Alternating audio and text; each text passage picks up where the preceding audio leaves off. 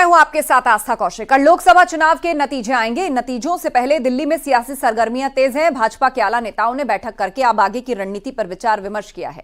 इसी क्रम में जेपी नड्डा के आवास पर एक बैठक हुई है। इस बैठक में केंद्रीय गृह मंत्री अमित शाह भी शामिल हुए। इसके अलावा राजनाथ सिंह समेत वरिष्ठ नेता भी इस मीटिंग में शामिल हुए।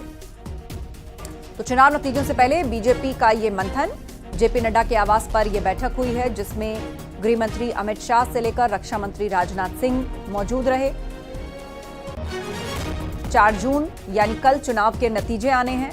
इससे पहले यह बैठक हुई है। पवन गौड़ से इस पर अपडेट लेते हैं। जी पवन, अब क्या एजेंडा इस बैठक का? नतीजे से एक दिन पहले किस प्रकार का मंथन?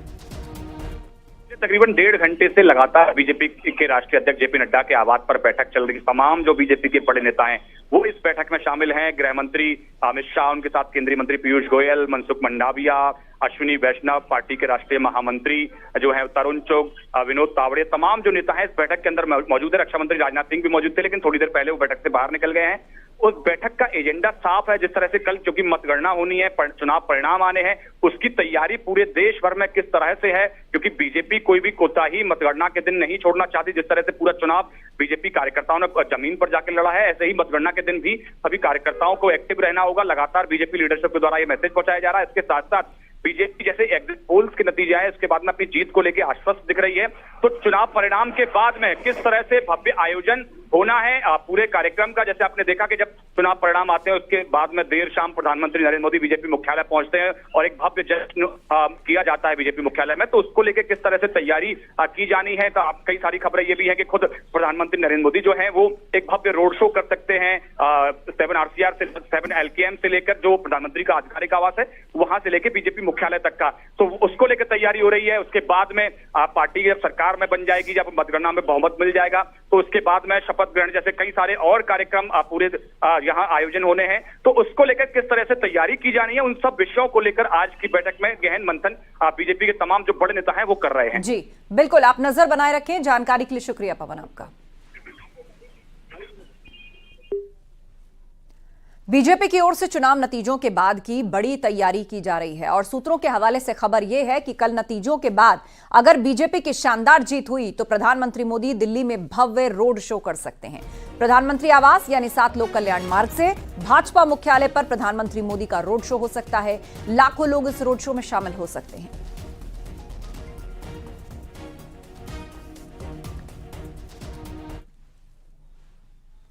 और सोर्सेस से खबर यह भी है कि तीसरी बार मोदी की सरकार बनी तो नई सरकार का शपथ ग्रहण नई जगह पर हो सकता है।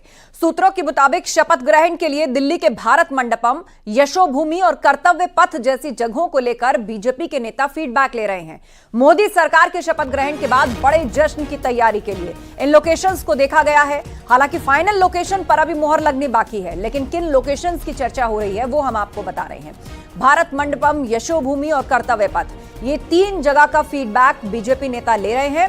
और शपथ ग्रहण समारोह नई सरकार का इस बार किसी अदर लोकेशन पे हो सकता है। वो लोकेशन भी जल्द ही फाइनल की जाएगी, लेकिन जिन पर चर्चा चल रही है, जिनको देखा जा रहा है, फीडबैक लिया जा रहा है, वो है भारत मंडपम, यशोभूमि और कर्तव्य पथ। मोदी सरकार के शपथ ग्रहण के बाद बड़े जश्न की भी तैयारी है और उसके लिए भी इन लोकेशंस को कंसीडर किया जा रहा है। हालांकि फाइनल लोकेशन अभी तय नहीं है, उस पर मुहर लगनी बाकी है।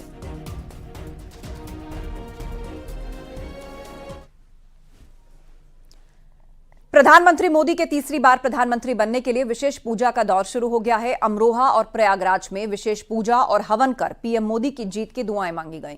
वहीं वाराणसी में ज्ञानवापी की वादी महिलाओं ने पूरी टीम के साथ मंदिर में रुद्राभिषेक किया है। नरेंद्र मोदी के तीसरी बार पीएम बनने के लिए बरेली में विजय यज्ञ किया गया और इस यज्ञ में 11 पंडित शामिल हुए और 1.25 क्विंटल हवन सामग्री का यज्ञ में इस्तेमाल किया गया।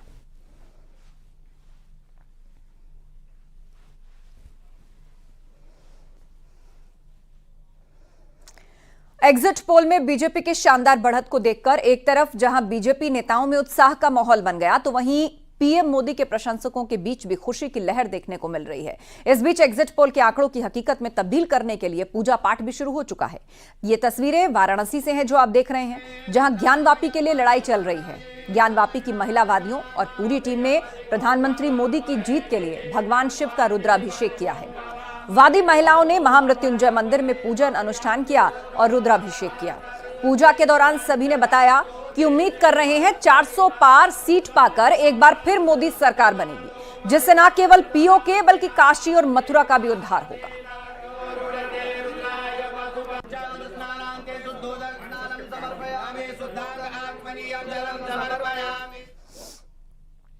जाएं, इसके लिए हम लोग बाबा महादेव मृत्युंजय महादेव में रुद्राभिषेक कर रहे हैं, ताकि उनकी कृपा से 400 जाएं।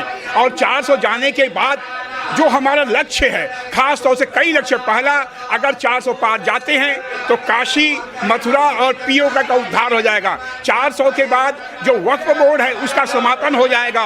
और यह वक्फ बोर्ड इतना खतरनाक है कि 370 से ज्यादा खतरनाक है। और तो और 29 राज्यों में अल्पसंख्यक आयोग का भी खात्मा हो जाएगा। और 400 पार यदि हम लोग हो जाते हैं तो खास तौर से जो ये अल्पसंख्यक आयोग के साथ ही साथ जो धर्म स्थल विधेयक है उसका भी समाप्त हो जाएगा।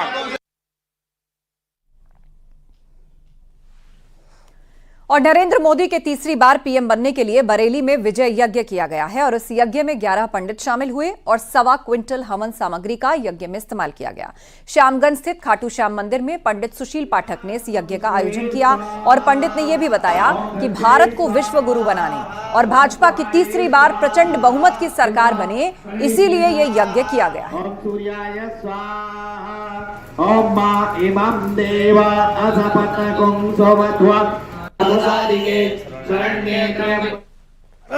विश्व गुरु बने और इसके लिए देश को जरूरत है श्री नरेंद्र दामोदर दास मोदी की।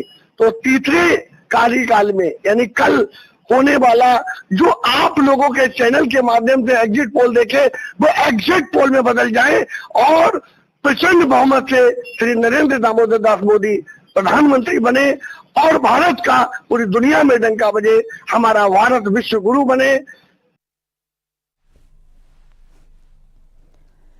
उधर अमरोहा में लोगों ने नरेंद्र मोदी की प्रचंड जीत को लेकर यज्ञ किया और इस दौरान लोगों ने भाजपा प्रत्याशी चौधरी कंवर सिंह तंवर की जीत की भी कामना की। रामलीला कमेटी के सदस्यों ने श्री बाबा गंगनाथ मंदिर में हवन में आहुति डालकर भगवान से तीसरी बार नरेंद्र मोदी सरकार बनने की प्रार्थना की।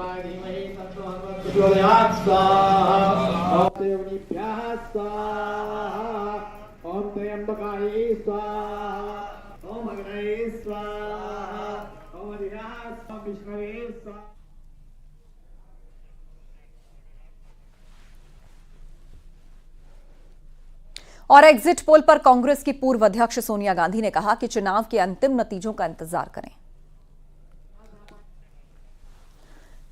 तो सोनिया गांधी ने एग्जिट पोल को लेकर अपना रिएक्शन दिया है और उन्होंने कहा है कि अभी अंतिम नतीजों का इंतजार करें। नतीजों का इंतजार करें, ये कहना है सोनिया गांधी का। बस इंतजार करें और देखें, ये उन्होंने रिएक्शन दिया है। एग्जिट पोल में एनडीए की सरकार बनने का अनुमान लगाया जा रहा है और जो विपक्षी गठबंधन है वो जरूर पिछले बार से बेहतर स्थिति में दिखा है, लेकिन सरकार एनडीए की बन रही है इसका अनुमान है। उसी पर सोनिया गांधी ने कहा कि अब ये असल नतीजों का इंतजार करें।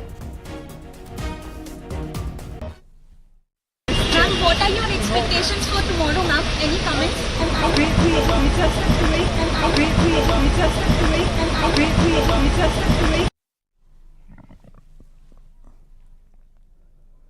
अखिलेश यादव ने एक बार फिर बीजेपी सरकार पर निशाना साधा। उन्होंने सरकार पर कई गंभीर आरोप लगाए। अखिलेश के मुताबिक बीजेपी ने किसानों की अनदेखी की, किसानों के लिए बीजेपी ने कुछ नहीं किया, महंगाई की तरफ सरकार का कोई ध्यान नहीं है। जाति के खिलाफ जाति, संप्रदाय के खिलाफ संप्रदाय लड़वाया, संविधान द्वारा दिए गए आरक्षण को साजिशन खत्म करने के लिए बेरोजगारों से छल किया, पेपर लीक कराए, देश के लिए आगे बढ़कर लड़ने वालों की बहन बेटियों के लिए जानबूझकर अपने मंत्रियों से अपशब्द कहलवाए, महिलाओं के प्रति अपराध बढ़ाए, मणिपुर हाथरस महिला पहलवान, पिछड़े दलित अल्पसंख्यक व आदिवासियों पर अत्याचार और सबसे खराब व्यवहार किए जाने के लिए रिकॉर्ड बना। आर्थिक रूप से इलेक्टोरल बॉन्ड का ऐतिहासिक भ्रष्टाचार किया, इलेक्टोरल बॉन्ड के माध्यम से पैसा कमाने के लिए मुनाफाखोरी को बढ़ावा दिया, जिसने महंगाई को बढ़ाया। अपने फायदे के लिए भाजपा ने जनता पर बेतहाशा महंगाई थोप दी। नोटबंदी से व्यापार कारोबार चौपट कर दिया। भ्रष्ट जीएसटी से छोटे दुकानदार तक को मंदी का शिकार बना दिया।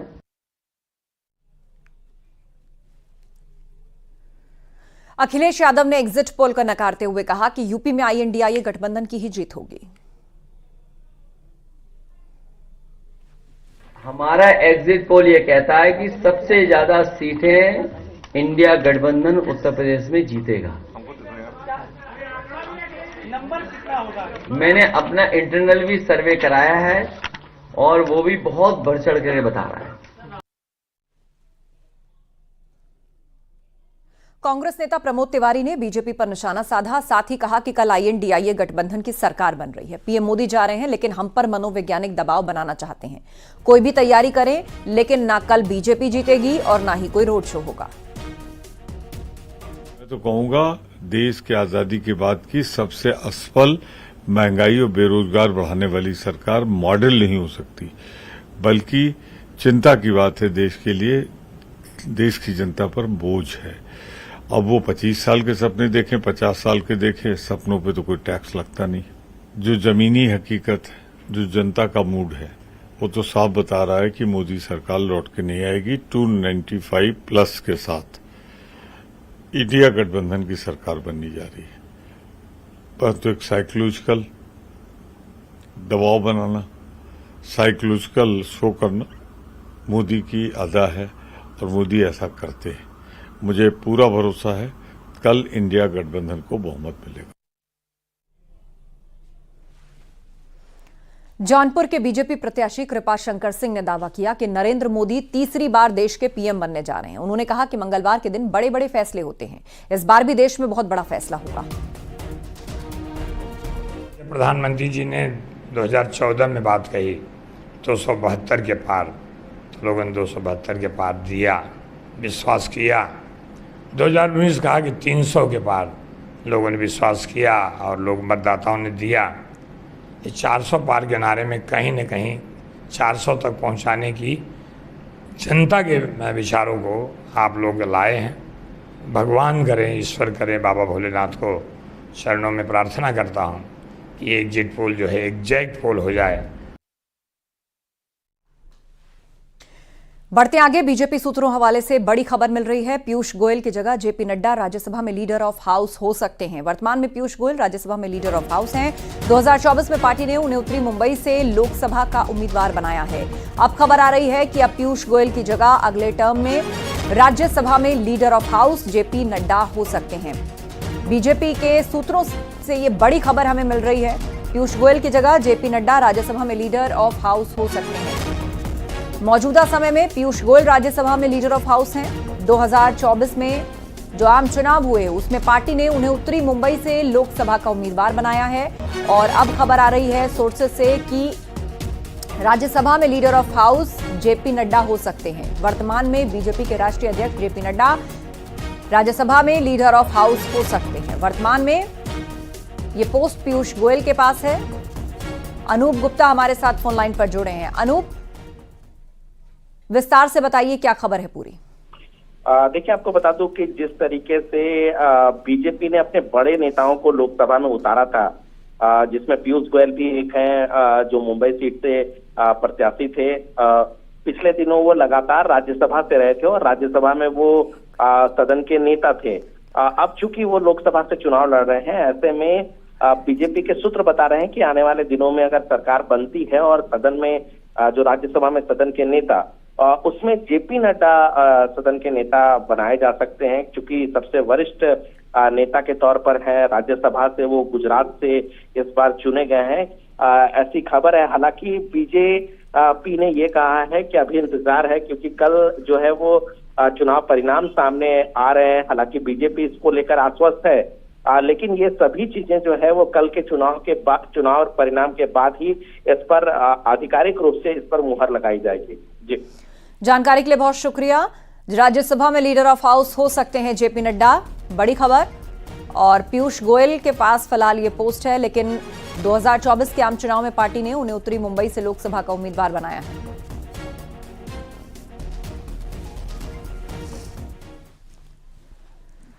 उधर वोटिंग को लेकर, उसकी मतगणना को लेकर प्रत्याशियों की धड़कनें बढ़ी हुई हैं। इलाहाबाद लोकसभा सीट से बीजेपी प्रत्याशी नीरज त्रिपाठी ने अपनी जीत का दावा किया है। उन्होंने कहा कि जिस तरह से यहां की जनता ने पीएम मोदी की नीतियों और विकास पर भरोसा जताया है, उससे उनकी जीत सुनिश्चित है। नीरज त्रिपाठी के मुताबिक जनता ने विपक्ष को पूरी तरह से नकार दिया है।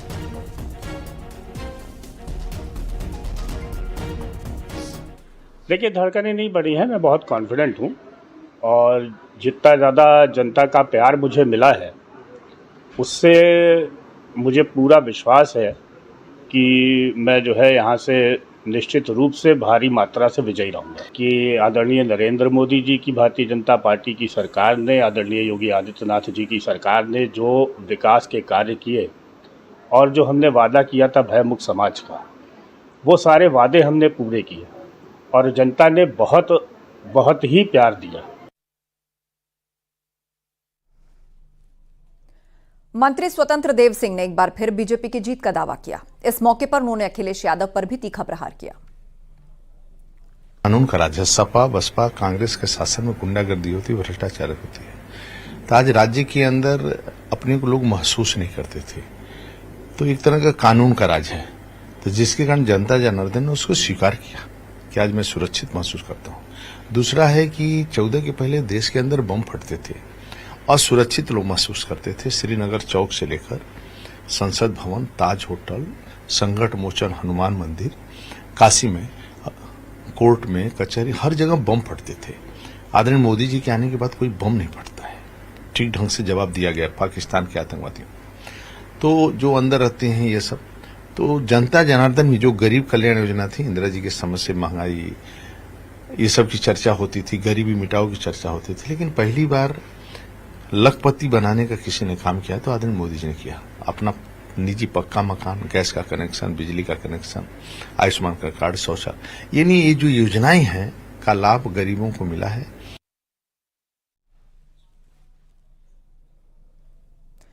और एक अहम खबर, 6 मुख्यमंत्री के कार्यालयों से अधिकारियों को हटाया गया। सीईसी ने ये जानकारी दी है। नेताओं के रिश्तेदार अधिकारियों को भी हटा दिया गया है और कई होर्डिंग्स को भी रिमूव कराया गया है। इलेक्शन कमीशन ने अपनी तरफ से ये जानकारी दी है। चुनाव आयोग की तरफ से प्रेस कॉन्फ्रेंस करके बहुत सी जानकारियां साझा की गई, जिनमें महत्वपूर्ण 6 मुख्यमंत्रियों के कार्यालयों से अधिकारियों को हटाया गया है। नेताओं के रिश्तेदार अधिकारियों को भी हटाया गया है। इसके अलावा बहुत से होर्डिंग से जगह जगह पर उनको भी उतरवाया गया है। केंद्रीय चुनाव आयोग ने ये जानकारी दी है। ईसी ने निष्पक्ष चुनाव कराने का जो दावा था उसको एक बार फिर से प्रेस कॉन्फ्रेंस करके सामने रखा और वो महत्वपूर्ण बिंदु भी बताए कि किन बातों का ध्यान रखा गया है। चुनाव आयोग का कहना था कि हर जरूरी कदम उठाया गया है। महत्वपूर्ण बातें क्या रही, 6 मुख्यमंत्री कार्यालयों से अधिकारियों को हटाया गया है। साथ ही नेताओं के जो रिश्तेदार और अधिकारी पोस्टेड थे उनके आसपास उनको रिमूव किया गया है। बहुत से होर्डिंग्स थे जिनको हटवा दिया गया है।